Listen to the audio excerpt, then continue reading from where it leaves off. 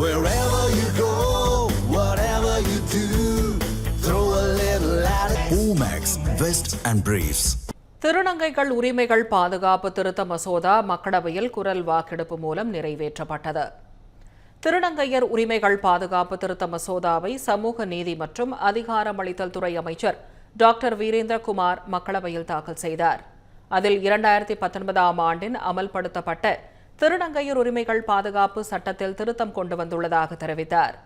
Hormone சிகிச்சை அல்லது பிற மருத்துவ தலையீடுகள் மூலம் திருநங்கையராக மாறுவது கட்டாயமாக்கப்படுவதை தடுப்பதே இம்மசோதாவின் நோக்கம் என கூறியுள்ளார்.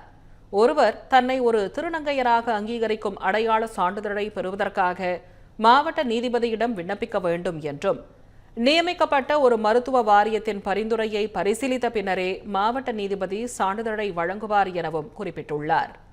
சான்றிதழ் வழங்கும் மருத்துவ வாரியத்திற்கு ஒரு தலைமை மருத்துவ அதிகாரி அல்லது துணை தலைமை மருத்துவ அதிகாரி தலைமை தாங்குவார் என்றும், அடையாள சான்றிதழின் அடிப்படையில் திருநங்கையர்கள் தங்களின் பிறப்பு சான்றிதழ் உள்ளிட்ட பிற ஆவணங்களில் உள்ள பெயரை மாற்றிக்கொள்ளும் உரிமையை பெற முடியும் என தெரிவித்துள்ளார்.